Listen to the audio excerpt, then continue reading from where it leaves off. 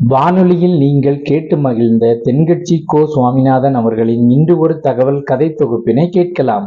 இமயமலை அடிவாரத்தில் ஒரு மடம். அங்கே ஒரு சன்னியாசி இருந்தார். அவர்கிட்ட ஒருத்தர் வந்தார். சுவாமி, ஆசையை உதற நினைக்கிறேன், முடியல, ஒட்டிக்கிட்டே வருது அப்படின்னாராம். இப்படி உட்கார, ஒரு கதை சொல்கிறேன் அப்படின்னு சொல்லி அவர் சொல்ல ஆரம்பித்தாராம். அவர் சொன்ன கதை என்னென்னா, ஒரு ஊரில் ஒரு ஆள் இருந்தான். அவன் பேர் குப்புசாமி.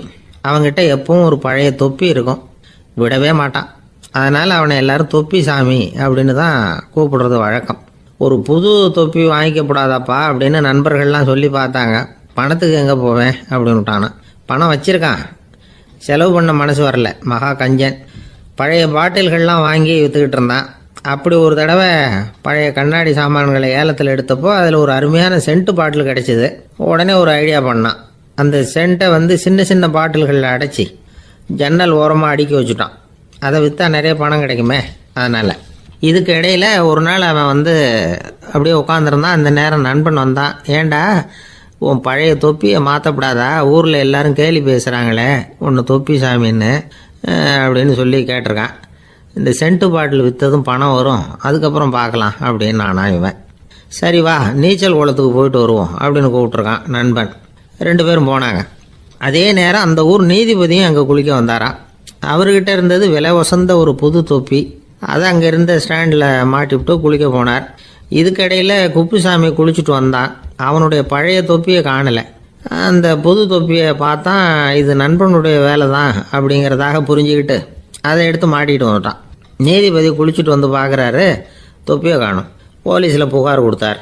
அவங்க தேடினாங்க. ஒரு மூலையில் பழைய தொப்பி கிடச்சிது.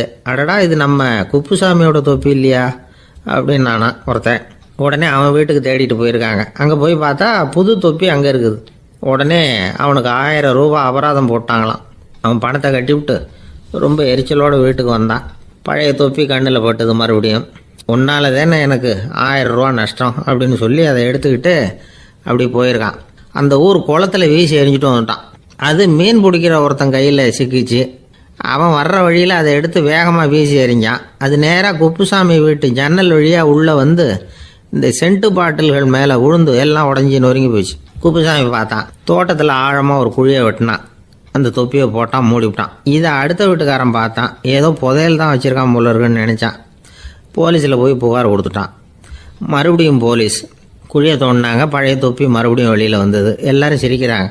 அன்னைக்கு ராத்திரியே அந்த தொப்பியை எடுத்துக்கிட்டு நேராக புறப்பட்டான். ஒரு கல்லில் அதை சேர்த்து கட்டி குடிநீர் தொட்டி இருக்கும்ல, அதில் போட்டுட்டு வந்துட்டான். இனிமேல் என்ன பண்ணும் பார்ப்போன்னு. ஒரு நாள் திடீர்னு குழாயெல்லாம் அடைப்பட்டு போச்சு. மாநகராட்சி அலுவலர்கள் என்னன்னு பார்த்தா அந்த பழைய தொப்பி குழாயை அடைச்சிக்கிட்டு இருக்குது. இது குப்புசாமியோட தொப்பிங்கிறது தான் எல்லாருக்கும் தெரியுமே. உடனே குடிநீரை பாழாக்கணத்துக்காக குப்புசாமிக்கு கோர்ட்டு 2500 ரூபா அபராதம் போட்டுவிட்டுது. அதையும் கட்டிவிட்டு வெளில வந்தான். கடைசியாக முடிவு பண்ணான். ஒரு நெருப்பு குச்சியை கிழிச்சான்.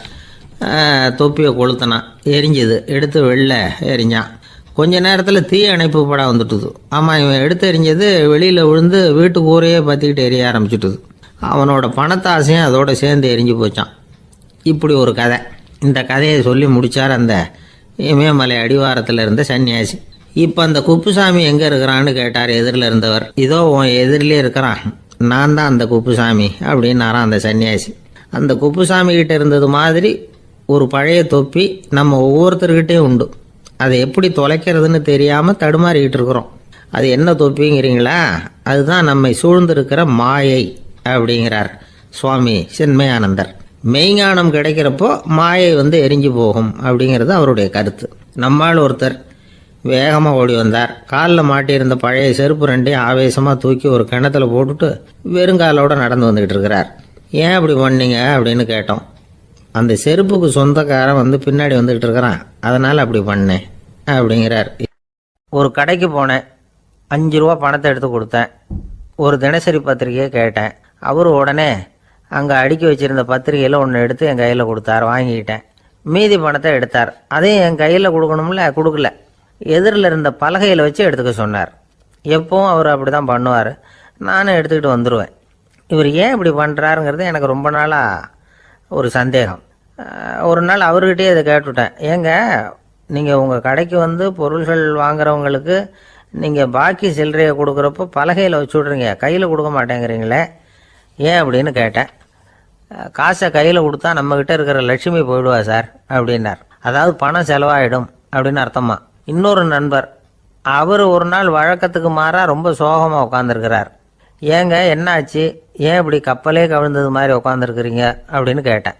கப்பலே கவிழ்ந்திருந்தா கூட நான் இப்படி கவலைப்பட மாட்டேன் சார், வேற ஒன்று நடந்து போச்சுன்னார். என்னன்னு கேட்டேன். என் உச்சந்தலையில் பல்லி ஒன்று விழுந்துட்டுதுன்னார். அதுக்காகவா இப்படி அப்படின்னு ஆச்சரியப்பட்டேன். ஆமாங்க, பல்லி உச்சந்தலையில் விழுந்தால் பலன் என்னன்னு பஞ்சாங்கத்தில் பார்த்தேன், மரணம்னு போட்டிருக்கு அப்படின்னு சொல்லிவிட்டு அவர் தொடர்ந்து கவலைப்பட ஆரம்பிச்சிட்டார். இப்படியும் ஒருத்தர், என் கூட வேலை பார்க்குற ஒருத்தர் எப்படி தெரியுமா, தினமும் வலது காலை வச்சு தான் ஆஃபீஸுக்கு உள்ளே நுழைவார். என்னைக்காவது தவறுதலாக இடது காலை வச்சு உள்ளே வந்துட்டார்னா அன்னைக்கு பூரா மனசு சங்கடப்படுவார், எந்த வேலையும் சரியாக ஓடாது. கேரம் போர்டு ஆடுற ஒருத்தர் எப்போ ஆட உட்காந்தாலும் ஸ்ட்ரைக்கரை கை தவறி கீழே விழுற மாதிரி பண்ணி அதுக்கப்புறம் அதை எடுத்துக்கிட்டு ஆட உட்காருவார். ஏன்னா எப்போவும் ஒரு தடவை நிஜமாவே அது கை தவறி கீழே விழுந்திருக்குது, அன்னைக்கு பிரமாதமாக ஜெயிச்சுட்டார். உடனே ஒரு முடிவுக்கு வந்துட்டார், கை தவறுனா லாபம் அப்படின்னு. அதுக்கப்புறம் அதையே பழக்கமாக்கிக்கிட்டார். பூனை குறுக்க போனால் சகனம் சரியில்லைன்னு நினைக்கிறவங்க உண்டு. ஆனால் ஒருத்தர் எப்படி தெரியுமா, அவர் வெளியில் கிளம்புற சமயம் பக்கத்து வீட்டு ரேடியோவில் மியாவ் மியாவ் பூனை குட்டின்னு பாட்டு சத்தம் கேட்டால் கூட போதும், சகனம் சரியில்லைன்னு பிரயாணத்தை கேன்சல் பண்ணிவிடுவார். இப்போ இவ்வளவும் எதுக்கு சொல்கிறோம்னா, அளவுக்கு மீறின சகுன நம்பிக்கைகள் இருக்கு பாருங்க, இதோட பயமும் சேர்ந்துக்கிட்டதுன்னு வச்சுக்கோங்க, இது ஒருத்தருடைய மனநிலையை பாதிச்சிடும். இது உளவியல் நிபுணர்கள் சொல்கிற கருத்து. வாழ்க்கையே தடுமாற வச்சிரும். பாதுகாப்பு இல்லாத உணர்வு, ஒரு விதமான டிப்ரெஷன் மனநிலை, இதெல்லாம் தான் இதுக்கு காரணமாக அமையலாம். சில பேர் காய்கறி நறுக்க கத்தியை கையில் எடுத்தால் கூட நேரம் சரியாக இருக்கா அப்படின்னு பார்த்துட்டு தான் வேலையை ஆரம்பிக்கிறது வழக்கம். அறிவு தான் மனசுக்கு வாத்தியாராக இருக்கணும், அப்போ தான் வாழ்க்கை நிம்மதியாக இருக்கும். அறிவு மனசு சொல்கிறபடியெல்லாம் கேட்க ஆரம்பிச்சுட்டுதுன்னா இடைஞ்சல் தான். ஒருத்தருக்கு 7ஆம் நம்பர் தான் ராசியான நம்பரான், 7ஆம் தேதி தான் எந்த காரியத்தையும் ஆரம்பிப்பாராம். 7 எழுத்து வர்றது மாதிரி பேரை மாற்றி வச்சுக்கிட்டார். 7 மணிக்கு தான் தினமும் எழுந்திருப்பார். 7ஆம் நம்பர் வீட்டில் தான் குடியிருக்கார். கல்யாணம் கூட 7ஆம் தேதி தான் பண்ணிக்கிட்டார். அவர் ஒரு நாள் குதிரை பந்தயத்துக்கு போனாராம். குதிரையோட பேரையெல்லாம் பார்த்தார். ஒரு குதிரையோட பேர் 7 எழுத்தில் அமைஞ்சிருந்தது.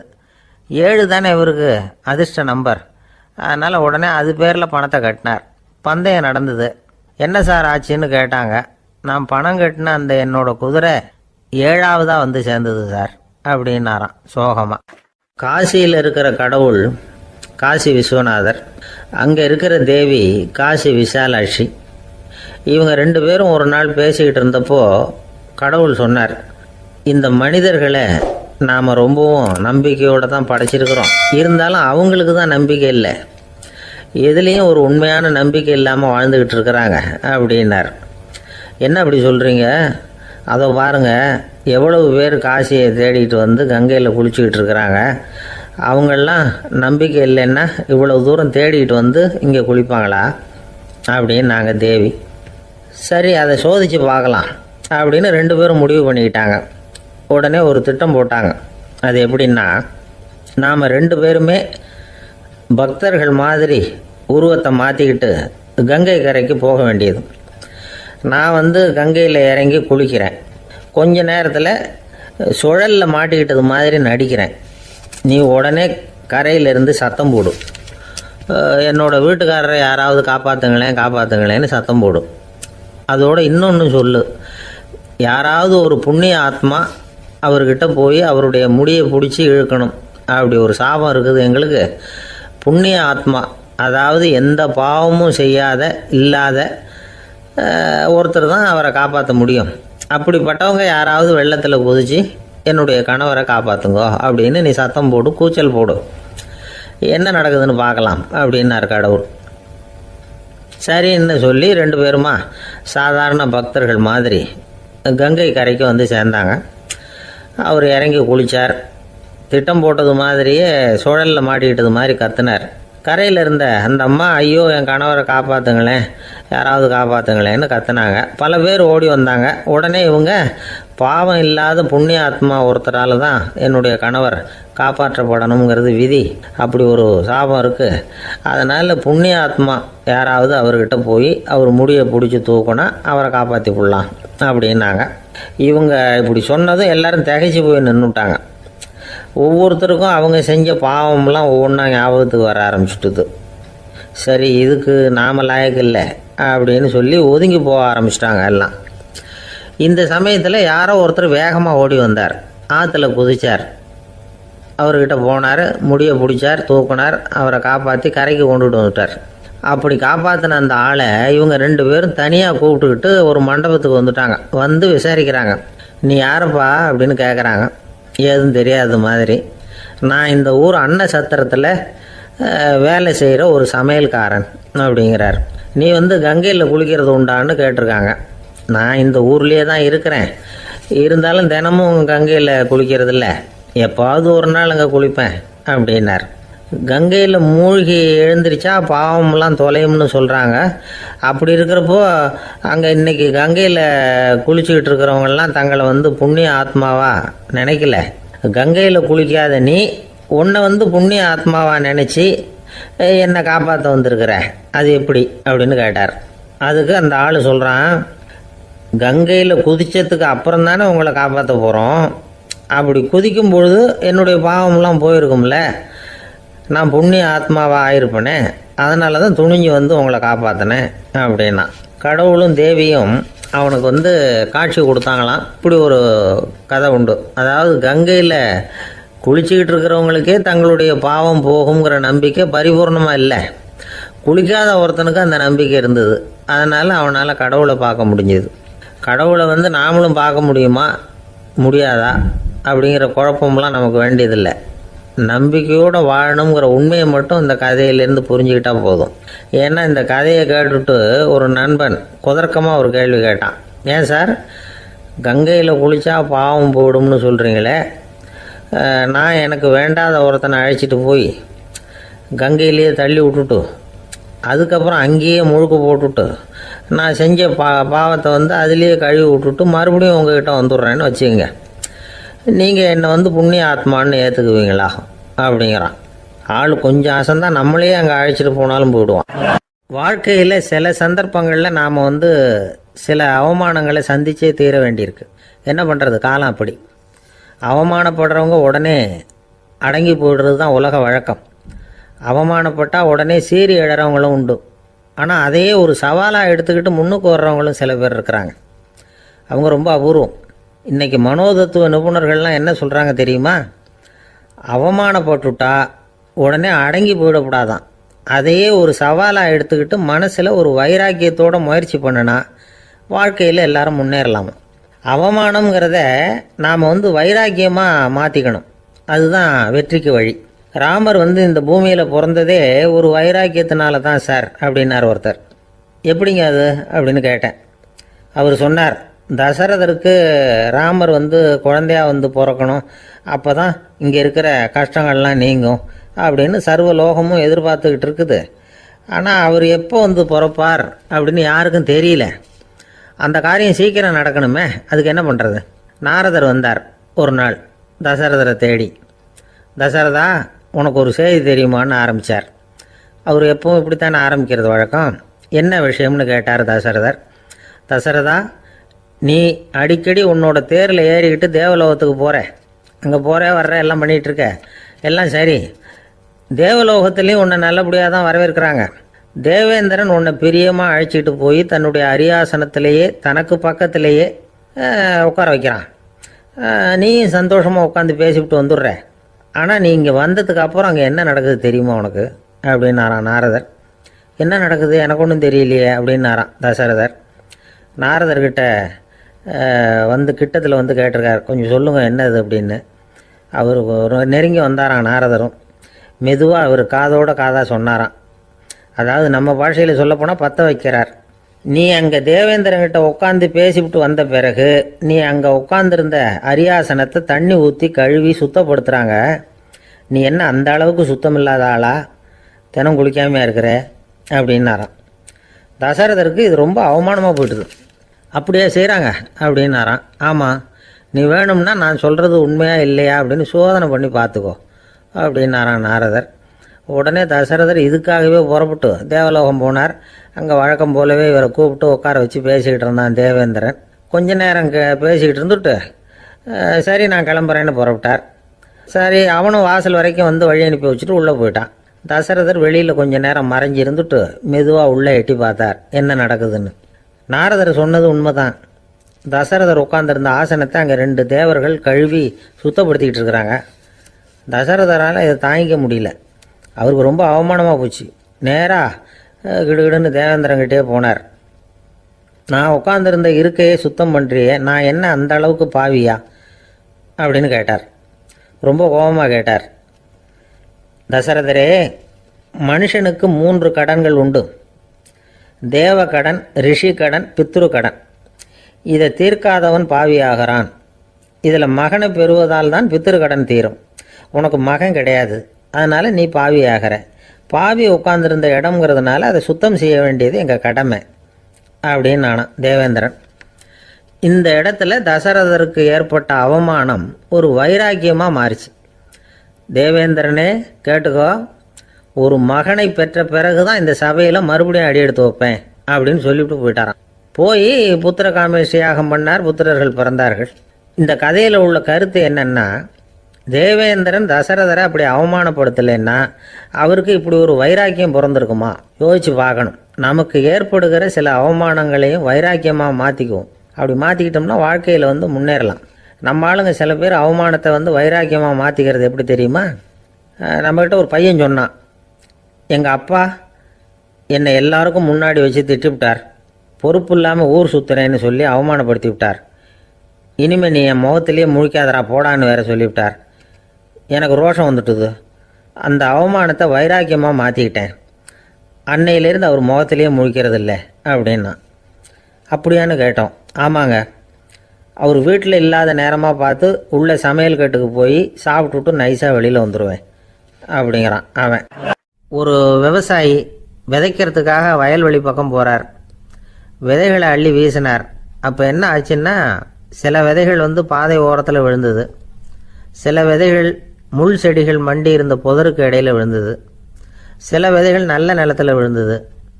பாதை ஓரத்தில் விழுந்த விதை என்ன ஆச்சுன்னா, அதெல்லாம் பறவைகள் கண்ணில் போட்டுவிட்டுது. உடனே உட்காந்து கொத்தி தின்னுட்டு போட்டுது. அதிகமாக மண் இல்லாத பாறை பகுதியில் விழுந்த விதையெல்லாம் லேசாக வேர் விட்டு முளைக்க ஆரம்பிச்சுது. அதுக்கப்புறம் வேர் கீழேயும் ஆழமாக போக முடியல, மேலேயும் சூரிய வெப்பம் அதிகம் தாங்க முடியல, எல்லாம் காஞ்சி கருகி போட்டுது. புதர் பகுதியில் சில விதைகள் விழுந்தது இல்லையா, முள் செடிகள் காடாக மண்டி போயிருந்தது. அதனால் முளைச்சி வர்ற செடிக்கு நெருக்கடி அதிகமாக போட்டுது, சரியாக வளர முடியல, விளைச்சலும் சரியா இல்லை. நல்ல நிலத்தில் விழுந்த விதைகள் மட்டும் நல்லா முளைச்சிது, நல்லா வளர்ந்தது, விளைச்சலும் பிரமாதமாக இருந்தது. இந்த கதையை சொல்லிவிட்டு கேட்க செவியுள்ளோர் கேட்கட்டும் அப்படிங்கிறார் இயேசு பெருமான். ஆமாம், இயேசு கடலில் நின்ற படகு ஒன்றில் உட்காந்துருக்கிறார். கடற்கரையில் ஏராளமான மக்கள் உட்காந்துருக்கிறாங்க. அந்த சமயத்தில் தான் இயேசு ஓமைகள் மூலமாக மக்களுக்கு பல உண்மைகளை சொல்லிகிட்டு இருக்கிறார். மக்கள் அந்த கதையை கேட்டுட்டு ஒன்றும் புரியாமல் முழிக்கிறாங்க. அதை கவனித்த இயேசு அந்த ஓமையை விளக்க ஆரம்பித்தார். இதில் அந்த விதைக்கிறவர் தான் இறைவன். அவருடைய வார்த்தைகளை விதைக்கிறார். அந்த வார்த்தைகளை கேட்கிற மக்கள் அந்த விழுந்த விதைகள் மாதிரி 4 வகையானவர்கள். சில பேர் பாதை ஓரத்தில் விழுந்த விதைகள் மாதிரி. இறைவன் வார்த்தைகளை அவங்க கேட்குறாங்க, ஆனால் தீய எண்ணங்கள் செய்கைகள் மூலமாக விதைக்கப்பட்ட வார்த்தைகள் அழிஞ்சு போடுது. இறைவன் வார்த்தைகளை கேட்ட உடனே மகிழ்ந்து போய் உடனே சில பேர் அதை ஏற்றுக்கிறாங்க. இவங்கெல்லாம் அந்த பாறை பகுதியில் விழுந்த விதைகள் மாதிரி. அதனால் இவங்கெல்லாம் வேறு இல்லாதவங்க. கொஞ்ச காலத்துக்கு இறை வார்த்தைகளுக்கு கீழ்ப்படிந்து நடப்பாங்க. அதனால் ஏதாவது இடைஞ்சல் ஏற்பட்டால் உடனே தடுமாறுவாங்க. தங்கள்கிட்ட இருக்கிற நல்ல பண்புகளை விட்டுட்டு பாவ வழிகளுக்கு போயிடுவாங்க. முள் செடிகளுக்கு இடையில் விழுந்த விதைகள் மாதிரி உள்ளவங்க யாருன்னா, இவங்களுக்கு உலக கவலை உண்டு, செல்வத்தின் மீது மயக்கம் உடையவர்கள். உலக ஆசைகள் இவங்களுக்குள்ளே பூந்துடுறதுனால அங்கே இருக்கிற நல்ல பண்புகள் மறைஞ்சு போயிடுது. அதனால் அவங்களும் உபயோகம் இல்லாதவங்களாக ஆயிடுறாங்க. நல்ல மனிதர்கள் நல்ல நிலத்தில் விழுந்த விதைகளுக்கு ஒப்பானவர்கள். இவங்க இறை வார்த்தையை கேட்குறாங்க, அதை ஏற்றுக்கிறாங்க, அவங்களும் நல்லபடியாக வாழுறாங்க, அடுத்தவங்களுக்கும் உபயோகமாக இருப்பாங்க. இதுதான் இயேசு சொன்ன விளக்கம். நல்ல வார்த்தைகளை கேளுங்கள், நல்ல வார்த்தைகளை ஏற்றுக்கொள்ளுங்கள், அடுத்தவங்களுக்கு உபயோகமாக இருங்க. இதுதான் பெரியவங்கள்லாம் நமக்கு சொல்லுகிற உபதேசம். ஒரு அப்பா தன்னுடைய மகனுக்கு உபதேசம் பண்ணார். இதை பாருப்பா, நல்ல வார்த்தைகளை கேட்கணும், எப்போதுமே மகன் அப்பா பேச்சை கேட்கறது நல்லது அப்படின்னாராம். நீ ஏதாவது ஒரு தப்பு பண்ணால் என் தலையில் ஒரு முடி நரைச்சி வெள்ளையாக போடும்பா, நீ செய்கிற ஒவ்வொரு தப்புக்கும் என் தலையில் ஒவ்வொரு முடி வெள்ளையாயிடும் அப்படின்னாராம். பையன் யோசிச்சான், அப்பா இப்போதான் எனக்கு புரியுது, தாத்தாவோட தலைமுடி பூராவும் வெள்ளையாக இருக்கிறதுக்கு என்ன காரணம்ங்கிறது எனக்கு இப்போதான் புரியுது அப்படின்னானா. ஒரு ராஜா இருந்தார். நாடு பூராவும் நிறைய மரங்களை நட்டு வளர்க்கணுங்கிறது அவரோட ஆசை. தானே அதுக்கு முன்மாதிரியாக இருக்கணும்னு நினைச்சார். அரண்மனையை சுற்றி மரங்களை நட்டு வளர்த்தார். இதை பார்த்துட்டு ஜனங்களும் அவங்கவுங்க வீட்டை சுற்றி மரக்கன்றுகளை நட்டு வளர்த்தாங்க. கொஞ்ச காலத்தில் ஊர் பூரா பசுமையாக மாறிச்சு. எல்லாருக்கும் சந்தோஷமாக இருந்தது. இது ஒரு பக்கம் இருக்கட்டும். இப்போ நான் சொல்ல போகிற கதை வேற. அதாவது அந்த ராஜா ஒரு நாள் தன்னுடைய அரண்மனையை சுற்றி இருக்கிற விதவிதமான மரங்களை எல்லாம் போய் பார்த்தார். எப்படி இருக்கிறீங்க அப்படின்னு ஒவ்வொரு மரத்துக்கிட்டையும் விசாரிச்சாராம். எந்த மரமும் சந்தோஷமாக இருக்கிறதா தெரியல. அதுக்கும் மனசில் ஒரு குறை. முதல்ல ஆலமரத்துக்கிட்ட போனார். அது சொல்லிச்சு, மண்ணா நான் நல்லா பெருசாக வளர்ந்துருக்கிறேன், அடர்த்தியாக இருக்கிறேன், கிளையெல்லாம் 4 பக்கமும் நல்லா படர்ந்து தான் இருக்குது, இருந்தாலும் எந்த பிரயோஜனமும் இருக்கிறதா தெரியல எனக்கு. என்னுடைய பழம்லாம் ரொம்ப சின்னதாக இருக்குது, என் கண்ணுக்கு சரியாக புறப்பட மாட்டேங்குது. நான் இருக்கிற சைஸுக்கு என்னுடைய கிளையில் இருக்கிற பழம்லாம் எவ்வளவு பெருசாக இருக்கணும், அது இத்தினூண்டு இருக்கிறது எனக்கு பெரிய அவமானமாக இருக்குது. இப்படி இங்கே நின்றுக்கிட்டு இருக்கிறதே ரொம்ப கூச்சமாக இருக்குது. ஒரு நல்ல புயல் வந்ததுன்னா பேசாமல் சாஞ்சு விடலாமான்னு பார்க்குறேன் அப்படின்னு புலம்புது ஆலமரம். சரி இருக்கட்டும்னு நினச்சிக்கிட்டு ராஜா அடுத்தபடியாக ஒரு அத்தி மரத்துக்கிட்ட போனார். அதுவும் புலம்ப ஆரம்பிச்சுட்டுது.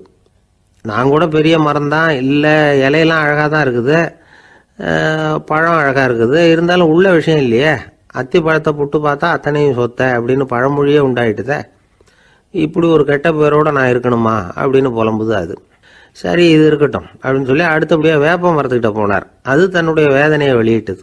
எனக்கு எவ்வளவோ மருத்துவ குணங்கள்லாம் இருக்கிறதா சொல்லிக்கிறாங்க, இருந்தாலும் என்ன பிரயோஜனம், என்னுடைய பழத்தை மனிதர்கள் யாரும் விரும்பி சாப்பிட்றது இல்லையே அப்படின்னுது. ராஜா அடுத்தாப்புல இருந்து ஒரு பனை மரத்துக்கிட்ட போனார். நான் நல்லா உயரமாக தான் வளர்ந்துருக்கிறேன், மற்ற மரங்கள்லாம் என்னை அண்ணாந்து தான் பார்க்கணும், இருந்தாலும் என்கிட்ட நிழலுக்காக யாரும் ஒதுங்கிறது இல்லையே அப்படின்னுது. என்ன இது எல்லா மரமும் இப்படி திருப்தி இல்லாமல் இருந்துகிட்டு இருக்குதே அப்படின்னு நினச்சிக்கிட்டே ராஜா அடுத்தபடியாக அங்கே இருந்த ஒரு பைன் மரத்துக்கிட்ட போனார். அழகாக உயரமாக பசுமையாக தான் இருந்தது, ஆனால் பழமோ பூவோ கிடையாது. அதை நினச்சி அது வருத்தப்பட்டுக்கிட்டு இருக்குது. ஓக் மரம் அது ஒன்று நின்றுட்டு இருந்தது. அது என்ன சொல்லிச்சுன்னா, இலையுதிர் காலத்தில் என் மேலே இருக்கிற எல்லா இலைகளும் உதிர்ந்து போடுது, முடி கொட்டின மனிதர்கள் மாதிரி மொட்டையாக நான் நிற்க வேண்டி இருக்குது, என்ன வாழ்க்கை இது அப்படின்னு சொல்லி அழுத்துக்கிட்டது. சரி புளிய மரம் என்ன சொல்லுது பார்ப்போம்னு அதுகிட்ட போனால், என்னுடைய நிழலில் யாருமே தங்க மாட்டாங்க, உடம்புக்கு சூடுன்னு ஒதுங்கி போயிடுவாங்க, அடிமரத்தை பார்த்தீங்கன்னா பட்டையெல்லாம் உறிஞ்சி பார்க்கறதுக்கே கேவலமாக இருப்பேன் அப்படின்னுது அது.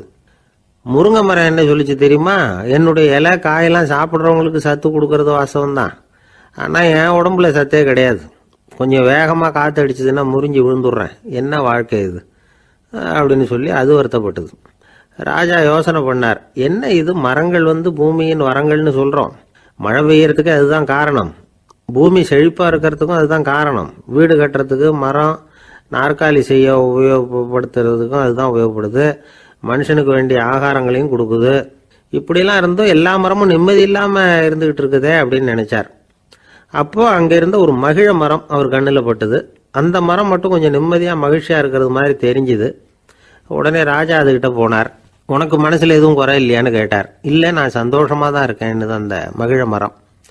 அப்படியான்னு ஆச்சரியமாக கேட்டார் ராஜா. ஆமாம் மன்னா, இந்த இடத்துல நீங்கள் ஒரு முருங்கை மரத்தையோ வேப்ப மரத்தையோ கூட நட்டிருக்கலாம், ஆனால் இந்த இடத்துல நடுறதுக்கு என்ன தேர்ந்தெடுத்துருக்குறீங்க, அதுவே எனக்கு பெருமை, அதுவே எனக்கு திருப்தி அப்படின்னு தான் மகிழ மரம். மகிழ மரம் சாதாரணமாக தான் இருக்கும், இளம் மஞ்சள் நிறத்தில் பூக்கள், அது காய்ந்தும் மனம் வீசும். மகிழ மரம் மாதிரி மன திருப்தியோடு வாழறதுக்கு நாம் கற்றுக்கணுமா. நாம் இந்த உலகத்தில் ஒரு நாயாவோ நரியாவோ கூட பிறந்திருக்கலாம், மனுஷனாக பிறந்திருக்கிறோம், அதுவே பெருமை தானே. இந்த நிறைவு தான் மகிழ்ச்சியின் ரகசியம். ஒரு பையன் அப்பா கிட்ட போய், அப்பா நீங்கள் இந்த உலகத்தில் ஒரு மனுஷனாக பிறந்தது என்னோட அதிர்ஷ்டம் நானா. ஏண்டா அப்படி சொல்கிறேன்னு இருக்கார் அப்பா. நீங்கள் ஒரு கரடியாக பிறந்திருந்தா இந்நேரம் நானும் ஒரு கரடி குட்டியாக தானே இருந்திருப்பேன் அப்படின்னு நானா பையன். ஒரு ஊரில் ஒரு ராஜா இருந்தார். அவர் ஒரு பூனை வளர்த்தார். ரொம்ப செல்லமாக அவர் அந்த பூனையை வளர்த்தார். அவர் என்ன பண்ணுவார் தெரியுமா? இரவு நேரத்தில் அந்த பூனையோட தலையில் ஒரு விளக்கை வச்சுருவார். அந்த பூனை ரொம்ப ஜாக்கிரதையாக அந்த விளக்கு கீழே விழுந்துடாமல் பார்த்துக்கும். தலையை ஆட்டாமல் ரொம்ப நிதானமாக ராஜா பின்னாடி நடந்து போய்கிட்டே இருக்கும். அந்த விளக்கு வெளிச்சத்தில் எல்லா வேலைகளையும் செஞ்சுருவார். கையில் ஒரு விளக்கை தனியாக எடுத்துகிட்டு போக வேண்டிய அவசியமே இல்லை. விளக்கை தூக்கிட்டு போகிற வேலையை அந்த பூனை பார்த்துக்கும். அதனால் ராஜாவுக்கு அந்த பூனை மேலே ரொம்ப பிரியம். மந்திரிகளையெல்லாம் கூப்பிட்டு அவங்கக்கிட்ட சொல்லுவார், பார்த்தீங்களா இந்த பூனை எவ்வளவு விசுவாசமாக நடக்குது, என் பேரில் எவ்வளவு மரியாதை பார்த்தீங்களா அதுக்கு அப்படிம்பார். இதை கேட்டுவிட்டு அங்கிருந்த அமைச்சர்களில் ஒருத்தர் சொன்னார், மன்னா நீங்கள் சொல்கிறது சரிதான், இருந்தாலும் இந்த பூனையோட விசுவாசத்தை நாம் கொஞ்சம் சோதித்து பார்க்க வேண்டியிருக்கு அப்படின்னாராம். சரி, உங்கள் ஆசையை ஏன் கெடுக்கணும், நல்லா சோதிச்சு பாருங்க அப்படின்னு சொல்லிவிட்டார் ராஜா. உடனே அந்த அமைச்சர் என்ன பண்ணார் தெரியுமா? எங்கேயோ புறப்பட்டு போனார். ஒரு 5-6 எலிகளை பிடிச்சிட்டு வந்தார். அரண்மனையில் ராஜா ஏதோ வேலை பார்த்துக்கிட்டு இருக்கிறாரு. பக்கத்தில் அந்த பூனை ரொம்ப பணிவாக நின்றுக்கிட்டு இருக்குது. அது தலையில் விளக்கு எரிஞ்சிக்கிட்டு இருக்கு. அமைச்சர் தான் பிடிச்சிட்டு வந்த எலிகளை அந்த பூனை பார்வையில் படுறது மாதிரி எதிரில் விட்டார். அந்த எலிகள்லாம் அங்கேயும் இங்கேயும் ஓட ஆரம்பிச்சுது. அதை பார்த்தது பூனை, அவ்வளவுதான். தலையில் இருக்கிற விளக்கை பற்றியும் கவலைப்படலை, ராஜாவை பற்றியும் கவலைப்படலை. ஒரே பாய்ச்சலாக பாஞ்சு எலிகளை துரத்த ஆரம்பிச்சுட்டுது. தலையில் இருந்த விளக்கு எங்கேயோ போய் விழுந்தது, அணைஞ்சு போச்சு. இருட்டில் ராஜா தடுமாற ஆரம்பிச்சுட்டார். இந்த சமயத்தில் அந்த அமைச்சர் மறுபடியும் விளக்கை ஏற்றினார். வெளிச்சம் வந்தது. அதுக்கப்புறம் அந்த அமைச்சர் பேசினார், அரசே, பூனையோட விசுவாசத்தை பார்த்தீங்களா? எலி அது கண்ணில் படுற வரைக்கும் தான் விசுவாசமாக இருந்தது. அது மாதிரி எலியை பார்த்ததும் எல்லாத்தையும் விட்டுட்டு அதை துரத்த ஆரம்பிச்சுட்டு பார்த்தீங்களா? தான் அந்த பூனையை பற்றி நினச்சது தப்புங்கிறது அதுக்கப்புறம் தான் அந்த ராஜாவுக்கு புரிஞ்சுதான். சரி, இப்போ எதுக்கு இந்த கதையெல்லாம் அப்படிங்கிறீங்களா? இந்த பூனை மாதிரி தான் நம்ம மனசும். மனசை எவ்வளவு தான் பயிற்சி கொடுத்து பக்குவமாக வச்சுருந்தாலும் பார்க்குறதுக்கு பரமசாது மாதிரி தான் இருக்கும். பார்க்க வேண்டியதை பார்த்துட்டுதுன்னா பாஞ்சிரும். இந்த பூனை மாதிரி புலன் இன்ப பொருள்கள் கிட்டாத வரைக்கும் மனம் அடங்கி இருக்கிறது மாதிரி தான் தெரியும். கொஞ்சம் வாய்ப்பு கிடைச்சாலும் அது குதிக்க ஆரம்பிச்சிடும், தப்பு பண்ண ஆரம்பிச்சிடும். பெரிய பெரிய முனிவர்கள் வாழ்க்கையில் நடந்த வீழ்ச்சி இதை தான் நிரூபிக்குது. புலன்களின் ஆற்றல் அதிகம். அதனால் மனக்கட்டுப்பாடு பயிற்சிகளில் ரொம்ப எச்சரிக்கையாக இருக்கணுங்கிறார் சுவாமி சிவானந்தர். மது பழக்கத்தையே விட்டுவிட்டேன்னு உறுதியாக இருப்பான். கடை கண்ணில் பட்டுவிட்டதுன்னா கால் அவனை கேட்காமலே இழுத்துக்கிட்டு உள்ளே போயிடும். இதுதான் மனசுங்கிறது. அதுதான் அந்த ராஜா வளர்த்த பூனை. நம்மால் ஒருத்தன் அந்த ராஜா பூனை தலையில் விளக்க வச்சது மாதிரி இவன் தன்னுடைய தலையிலேயே ஒரு விளக்கை ஏற்றி வச்சுக்கிட்டு என்னத்தையோ தேட ஆரம்பித்தான். தேடிக்கிட்டு இருக்கிறான். தலையை ஆட்டாமல் நிதானமாக நடந்து ரொம்ப நேரமாக தேடிட்டு இருக்கிறான். அந்த சமயம் அங்கே வந்த ஒருத்தர், என்னத்தை தேடுறீங்கன்னு கேட்டார். அதுதான் மறந்து போச்சு அப்படின்னு இழுத்தான். சரி, கொஞ்சம் இப்படி உட்காருங்க, ஞாபகம் வந்ததும் தேட ஆரம்பிக்கலாம் அப்படின்னார் அவர். இவன் கொஞ்ச நேரம் உட்காந்து யோசித்தான். அப்புறம் திடீர்னு எழுந்திரிச்சான். ஞாபகம் வந்துட்டுதுன்னா. என்னன்னு கேட்டார். எங்கள் வீட்டில் இருந்த விளக்கை எங்கே வச்சேன்னு தெரியல, அதை தான் தேடிக்கிட்டு இருக்கிறேன், ஏற்றி வைக்கலாம்னு பார்க்குறேன் அப்படின்னா. ஜவஹர்லால் நேரு பிரதமராக இருந்த சமயம் அவர் ஒரு தடவை சென்னைக்கு வந்திருக்கிறார். இங்கே சில முக்கிய நிகழ்ச்சிகளில் கலந்துக்கிறதுக்காக வந்திருந்தார். ஆளுநர் மாளிகையில் ஒரு நாள் ராத்திரி தங்கி மறுநாள் புதுடெல்லி புறப்படுறதாக ஏற்பாடு. நிகழ்ச்சியிலெல்லாம் முடிச்சுக்கிட்டு ஆளுநர் மாளிகையில் தங்கியிருக்கிறார். அன்றைக்கு இரவு படிக்கிறதுக்கு ஒரு முக்கியமான புத்தகம் அவருக்கு தேவைப்பட்டது. அந்த சமயத்தில் உலக அளவில் ஒரு முக்கியமான பொருளாதாரம் சம்பந்தமான ஒரு புத்தகம் வெளியாகி இருக்கிற விஷயம் அவருக்கு தெரியும்.